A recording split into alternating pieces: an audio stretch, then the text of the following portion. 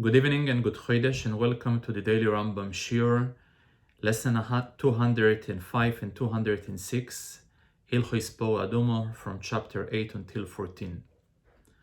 Once upon a time, in the night of Kapois, comes Aid to the area where all the chickens are being slaughtered, and he's screaming, Puris! Some of the people who were in charge, he asks him, do you mean Kapuris? He says, no, I mean Puris. He says, you are very righteous people and you can get away with a chicken for Kapuris. I need a real pure. And I was thinking about this story since the last few days we were covering the fact that the mitzvah of Po Adumo belongs to the category of chukim.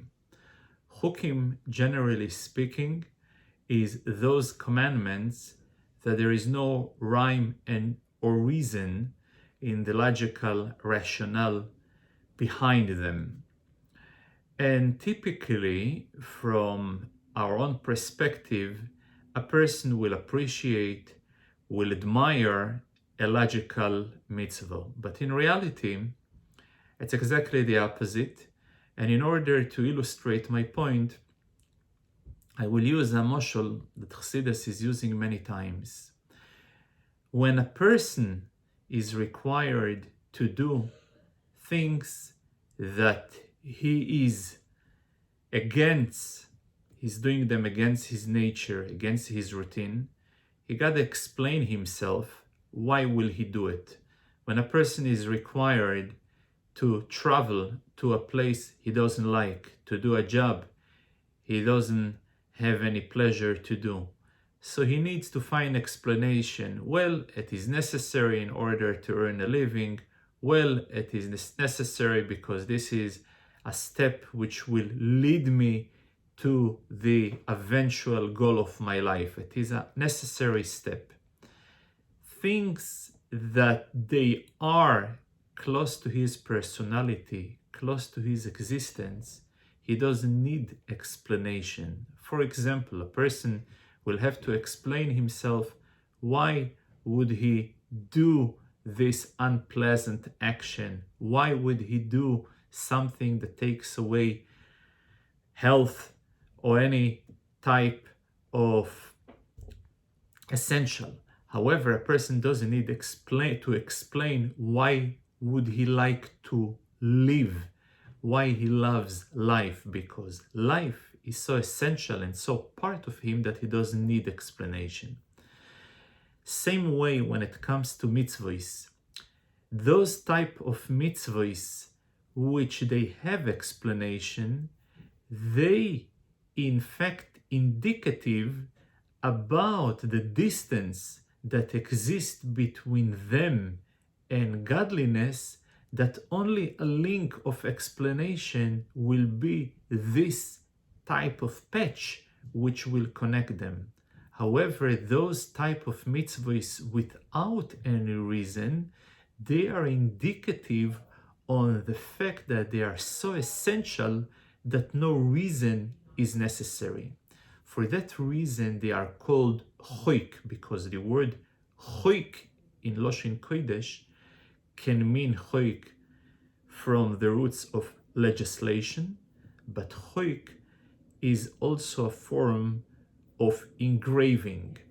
When somebody writes something on a paper or a parchment, so the ink that he is using in order to write the text upon the parchment is additional external element that adds to the parchment. However, when somebody engraves on a stone, so the text becomes integrated and part of the stone.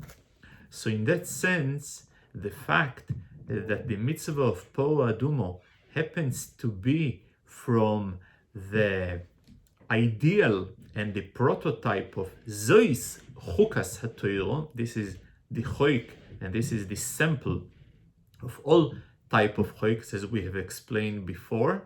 So it is in fact a great description of the special status that this particular mitzvah possesses over other mitzvahs. So, in addition to what we have learned previously, that a person is forbidden to do any type of melocho while he is memale, filling up the water for the purpose of the sprinkling, so even after he already completed the filling up those buckets and the buckets is upon his shoulder, so any type of action, whether it is an action that considered to be a melocho or any type of action that may not be viewed as a melocho, any other distraction will be forbidden. For example, even to give halachic instruction to the public or to be involved in a ritual of chalitza or miyun,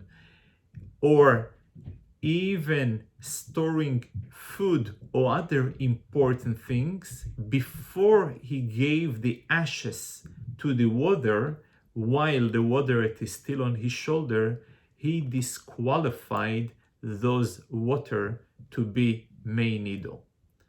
However, if that type of activity is not forbidden because it is a melocho, it is forbidden because it is a distraction from the procedure of the kiddush of the water, of the sanctification of the water.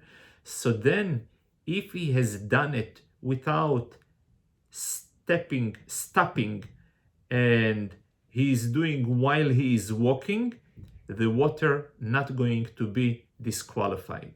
However, if a particular activity is forbidden, not because it's just a distraction, but in addition to the distraction, it will be forbidden because it is a melocho, a job. So even while he was doing it on the walk, while he is walking, the water will be disqualified. Sometimes his own thought will define his activity, whether it will be considered a melocho or not. For example, a person was eating, and after he completed to eat, there is still leftovers or leftovers of a fruit. He threw this particular fruit he was eating from underneath a fig tree. So depends what was his intention behind the action of throwing the food under the fig tree. If his intention to make sure that the leftover of the fruit he ate is not going to go to waste, so then it is considered a melocho, the job of storing towards the future of preservation. If, however, his intention to throw, since he doesn't need the fruit any longer, and therefore he got rid of the fruits, so then it's not considered a melocho, and therefore the water will remain kosher. According to the rule that we spoke before, that any type of melocho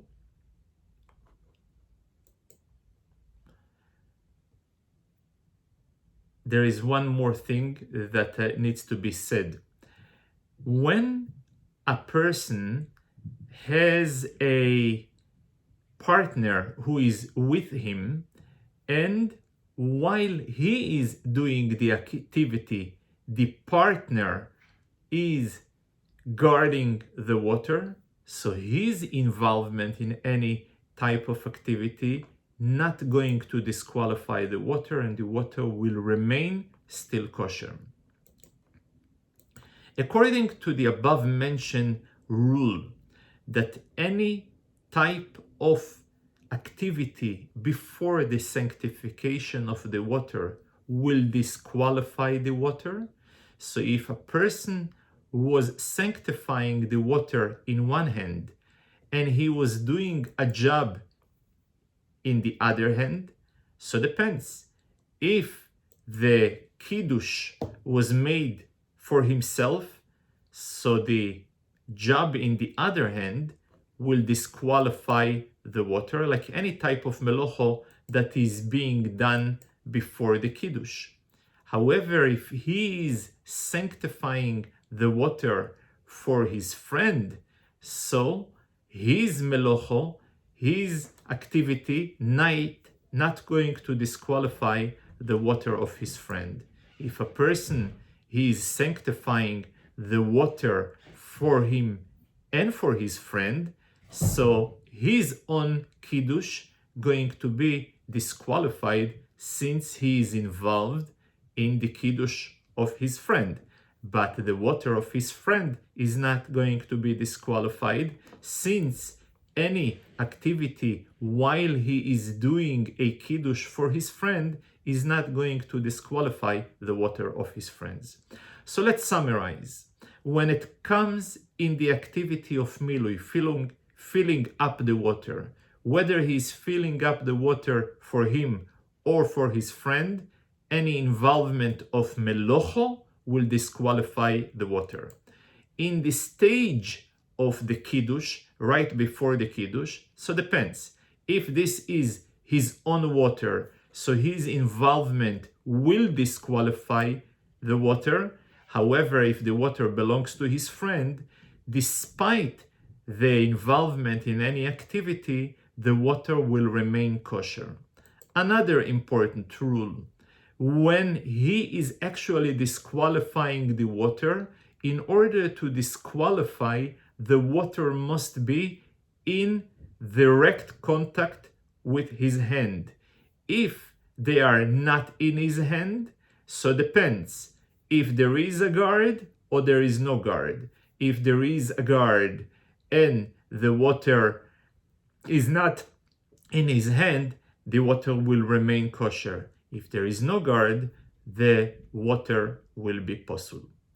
As we have mentioned yesterday, when it comes to the milui, to filling up the water, so any melocho that is being done while he is filling up the water will be disqualified.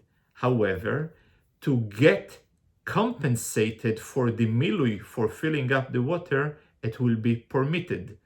When it comes to kiddush, the sanctification of the water, so any compensation will be forbidden, but a melocho will be permitted.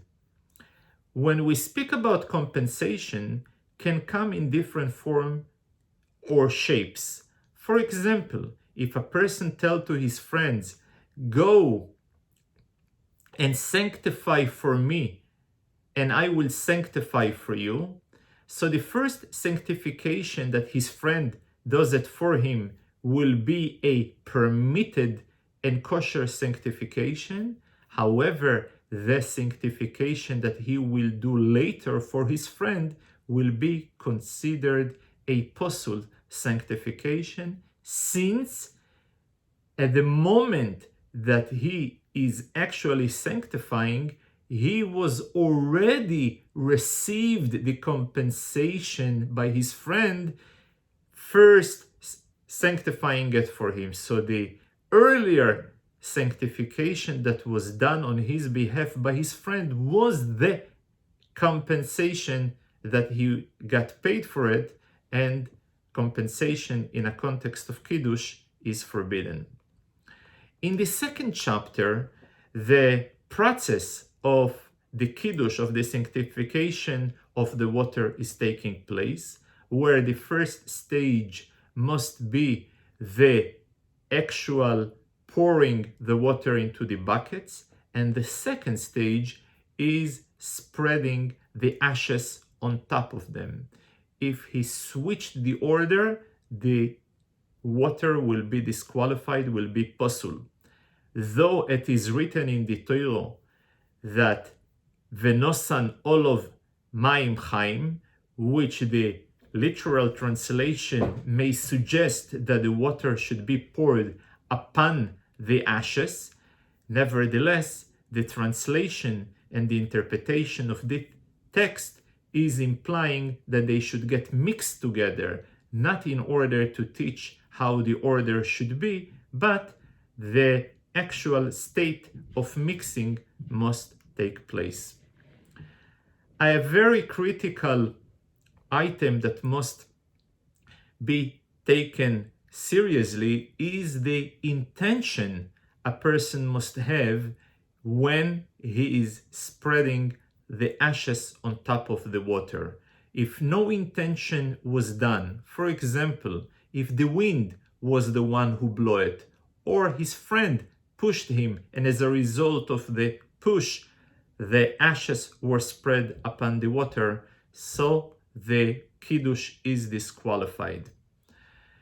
If the ashes already touched the water, they cannot be recycled again and into other waters, though that the water was not fully in touch with the ashes, sometimes they will still be kosher. For example, a small vessel of water is inside a big vessel, and he was spreading the ashes on top of the big vessel. Though the opening of the small vessel is small enough, so literally there is no way for the ashes to reach the water which are in the small vessels, nevertheless the kiddush will be kosher since all the waters are mixed together. So therefore, the fact that there is a contact between the water which are in the small vessel and the water in the big vessel, they are considered like one big body of water. Normal water, which is not mei nido, not mayim mekudoshim, water from the faucets that they are being mixed with the holy water, will disqualify the holy water. Not only water will disqualify, but any dew or juices will disqualify the water. For that reason, if it was a sponge inside the water while he was giving the ashes, so the water which are in the sponge is pasul, and the only solution is to pour all the water outside the sponge into a different vessel until the only item will be left in the dish is only the sponge, and it should never touch in the sponge in order to avoid any mixture of the water which is in the sponge to the water which are holy. When there are two reservoirs of water in two stones which are next to each other, they can be connected and viewed as one reservoir of water as long as there is a hole which will connect the water, or below or through the wall that separates between those two reservoirs, or by having water on top of them. So the piece of water on top of them will connect between those reservoirs. The same prohibition that applies by mixing any other liquids into the water will apply also for the prohibition of animal, beasts, or birds to consume any water, since their saliva will be mixed with the water and will disqualify them. If a person left a dish, a vessel of holy water revealed, and he came and he found it covered, so obviously the only creature who can cover nicely will be a human being, and for that reason a suspicion, a doubt that a person who is not pure for chatos, he was the one who covered it, and for that reason, since it is a sfeiko deoraisa, it is a biblical doubt, and lechumo and the water are being disqualified for chatos. However, if a person covered it and came back and he found the vessel uncovered, in such a case, it will be considered sfeiko, a double suffix, because to uncover is something that not only a human being is able to do, but also an animal is being able to do. An animal has no tumo, so for that reason, A, there is a doubt whether it is a human or an animal.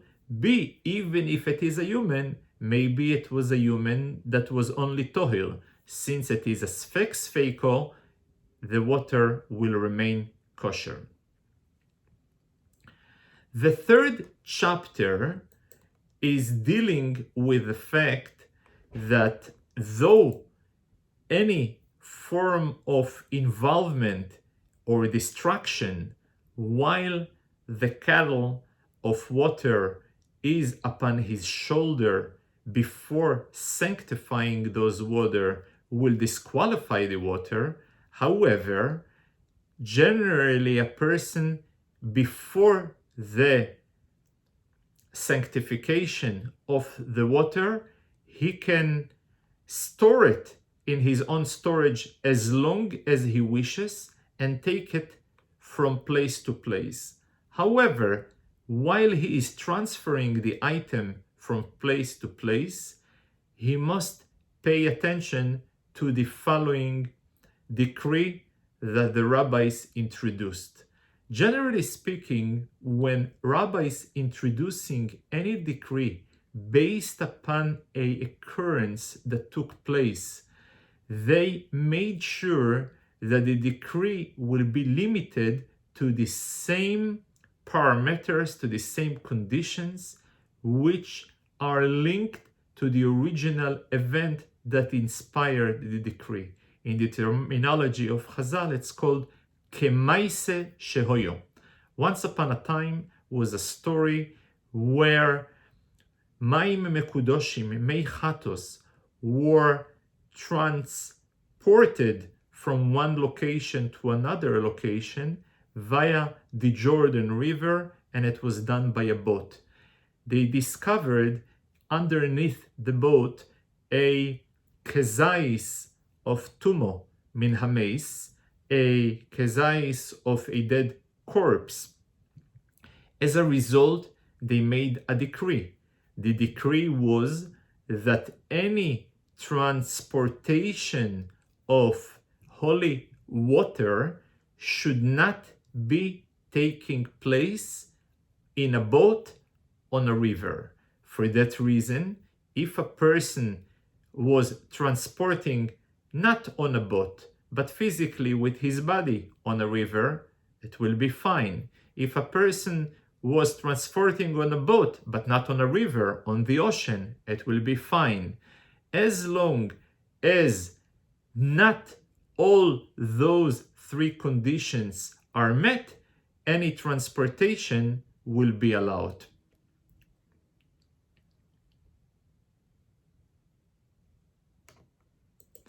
Since the Torah specifies that those water should be lemishmeres, the word lemishmeres can be interpreted in a few ways.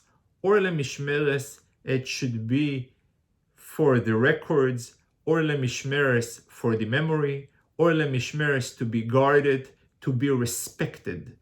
So anything that you are guarding because you are paying a important or paying a great respect towards the water. For that reason, when a person transporting them from place to place, he should not carry it on behind his body. He should always have it in front of him. For that reason, a person cannot use the water as a forum to determine a weight of any sort of form.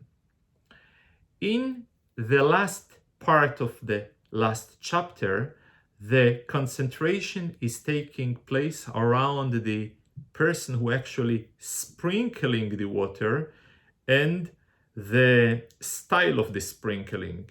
So even a minor who has intelligence will be qualified to sprinkle.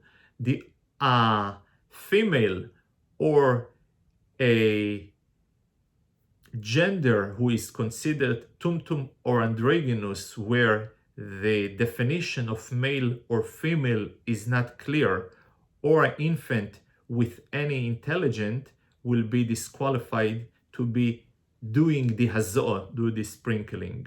The person who does the sprinkling must have an intention, but not the person who gets the sprinkling. The intention of the person who does the sprinkling is so critical that even the direction where he is sprinkling is so important to extend. If he had the intention to sprinkle in front of him and by accident and turn to his behind, the hazoah will be pasul. Also, if he had in mind to sprinkle upon a human being and in reality he sprinkled on something that is not mekabel tumo, something that is not doesn't need any sprinkling, he still able to use the leftover of the water which are in the herbs in order to sprinkle upon a human. However, if he had in mind to sprinkle on something that is not getting tumo and he was sprinkling upon a human, this sprinkling will be pasul, since the intention was not the right intention. And for that reason, he needs to dip again the ezoiv, this herb, into the water and have the proper kavano to sprinkle upon the human. Now we are moving to lesson 206, and this is regarding the herbs, those ezoiv and shnit toilas and erez, that first of all their sprinkling must be done by the day after sunrise of the third and the seventh day of his count. After the fact, or what we call bedi eved, even if he has done it immediately after done, will be kosher.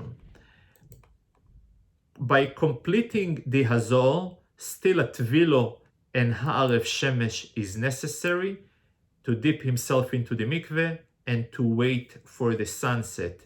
And after those additional items, the process of purification is completed.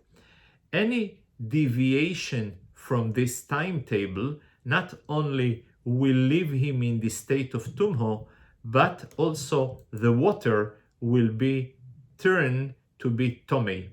So for example, if a person was doing the sprinkling at night, or he was switching the order, so as we have mentioned, not only the person remains tomei, but also the water as well. There is a difference between a person who is a chover, who is considered to be a careful in halacha. So I will take his word whether he is in the third day of his count, and I will sprinkle upon him today, where a person who doesn't have any previous acquaintance with his reliability, I will have him start the count from the day he is introducing himself to us. So regardless whether he claims that the contact with the dead body took place a week, 2 weeks ago, when he is coming to us, I'm starting the count as it is the first day, and only at the third day from him introducing himself to us, then I will sprinkle upon him the first time. If a person happens to be, in addition to his being Tomei in Tumas Mes, he happens to have additional Tumois, whether a Tumo of Azav, or a Keri, or a Metzoiro. Regardless, I will still purify him from the Tumo of Meis, though he has other Tumois that he needs to take care of them. The herbs that he is actually sprinkling with must be in a bundle. Even the name of this Azoiv must have an independent name.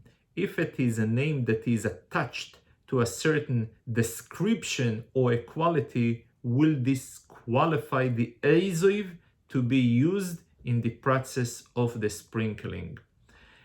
Any Azoiv herbs that belongs to Ashero, which is a tree which was served for idol worshipping, or Ir Hanidahas, the city that must be destroyed due to the massive involvement of idol worshipping of the residents of the city, so will be disqualified for usage. The reason, since it is about to be abolished, so I'm viewing this item as it is already ketute michtas shiurei, lacking the minimum measurement that is necessary for usage in the process of the Hazor.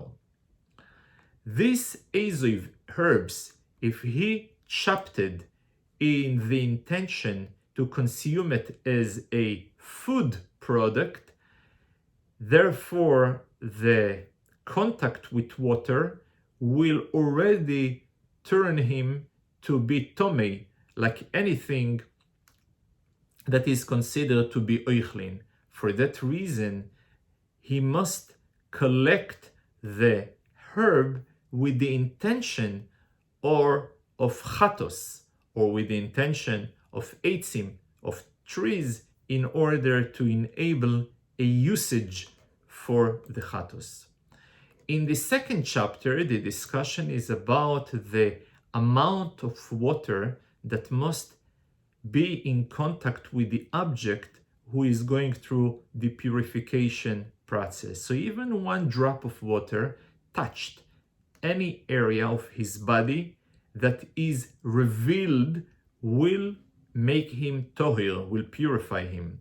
However, if the contact of the water reached only a part of his body that is hidden, for example, the tongue, in that regards, it will be considered like a part of his body that is not revealed, that is hidden, and therefore he will remain in his tum'o. The same thing when it comes to kelim. The water must reach the kelim directly from his sprinklings. If, for example, he sprinkled up in order to purify two separate vessels, in reality, his sprinkle have reached one vessel and spilled from the vessel into the second vessel. So the first vessel will be tohir, will be pured. The second vessel is still tomei. The reason, in order for him to be tohir, must reach the water directly from the mazeh and not from a spill of the first one.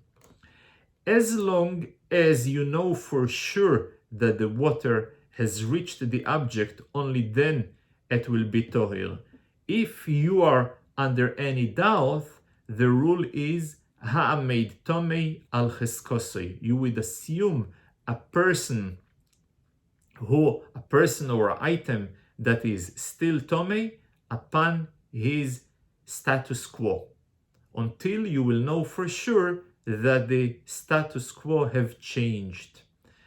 In the continuation of the chapter, he is speaking about those type of utensils which are made and connected from two parts, like a Lego or type of a scissors that is screwed by connecting two parts. So biblically, at the time that I will use them for a melocho, for the job, for the function that they were designed, they will be considered as one dish, as one utensil in regard to become tome. So if tumo have touched one part, it will automatically affect the other part, and it will be considered as well as one part regarding to tahao. So if I will sprinkle and water, a drop of water will touch only one part, the second part will be affected as well, will be tohir as well. This is as far as biblically. However, the rabbinically, it will be considered a one part of regarding tumo, to become tome, even not at the time of the melocho, and on the other hand, it will be not considered connected as far as tahao, even in a time of melocho. So in other words, when it comes to the rabbinical, this restriction, they have increased both the vulnerability for it to become tome much quicker than biblically, and at the same time, they have slowed the process for him to come out from the state of tumo even more that is necessary from a biblical standpoint. When it comes to what we call shmates, when material, so then even midirabanan, when I'm taking two parts of material, sewing them together, it will be considered as one item, even in regard to tahao. So for example, if a person took two pieces of material, sewed them, and made out of them one suit or one talis or so or such, and he was sprinkling the water upon one part only, the other part became tohir as well.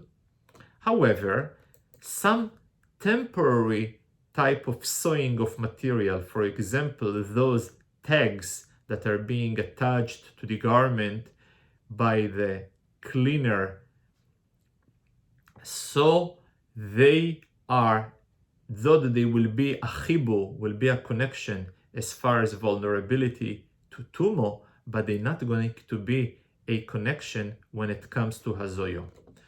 In the third chapter, the discussion is about the extra milos, the extra severities, or extra seriousness, even in regard to comparison to other kodoshim. When it comes to chatos, in that sense, is the poa adumo. For example, even if a person will be considered pure as far as kodoshim tuumo goes, however, he gotta have additional tvilo when he's getting involved in meichatos. Additional stringency. We have learned before that in the tumo there is a level between Av and Vlad. Av is the father of tumo, the roots, the origins of tumo. Vlad is an offshoot, a derivative of tumo. So generally a derivative of tumo will be able to make only food and drinks tome. A derivative of tumo generally won't be able to create tumo to a human and utensils, but not when it comes to chatos. When it comes to chatos, to poa adumo, even a vlad of the tumo is capable to be metame, make tome, odom and kalim as well. Another stringency, any type of a utensils that is fit to be used as a bed, though that it will be okay for kodesh, nevertheless, it will be considered tomei as far as chatos goes. If a person was only contaminated with his hand, tumas yodayim is a rabbinical tumo that we'll later going to learn, part of the Gzeiros de Rabbanon. Generally, all you gotta do is to wash your hands. In fact, part of the reason while we are washing before the meal, netilas yodayim, is in order to train ourselves to those rituals which are customary at the time of the temple, when the stringencies of tumas yodayim were taking care. However, when it comes to chatos, to po'o adumo, even if his hand only are tomei in a rabbinical tume, he got to go and have a full tvilo in order to take care of it. Generally speaking, as we have mentioned before, in any type of a tumo will be a decree. The original person who came with the origins of tumo, he will have the highest degree. If he touched another person, so the person will have the second degree. If this person touched another person, will have a third, and so on. When it comes to tumas chatos, if 10 people prepare themselves to be pure in connection to a chatos, and one of them became tomei, and he touched his friend, and his friend touched the other friend, and the other friend, even if he touched 100 people after the other, all of them are tomei, and the same thing will apply to kelim as well. Another stringency, a utensil that a person who is a tmei meis touched it. So generally speaking, if another person only carry it or shook it, this won't be able to contaminate with tumo. However, when it comes to a chatos, even if he just carried it or shook it, he will be affected in the tumo as well. Another stringency, if a person who is tohir to chatos, he is about to get involved in the sprinkling, or he was actually dipping himself into the water which are in the bucket, which were already sanctified, he becomes tomei. The reason, since any water that is in a bucket considered to be mayim she'uvim, the water who are already entered, drawn into a utensil, and there is a special decree miderabonon that they have introduced, that if a person reaches roishoi veruboi, his head and the majority of his body, into a certain amount of mayim she'uvim, he becomes tomei. So, due to all those stringencies that we have just mentioned, everybody will be reliable to declare that this particular mei chatos, water of po'o adumo, they are kosher. The reason, since it is so severe, everybody is careful. For that reason, even Am Ha'aretz, a person who are generally not that knowledgeable and careful to observe the stringencies of tumo and taro, if he brought a vessel from his home and he declares that this vessel is tohir, pure and okay for chatos, it will be tohir. The reason that nobody will be mezalzel, nobody takes lightly the inyan of chatos. Thank you very much. Shabbat Chodesh, a happy and a very successful month. Thank you.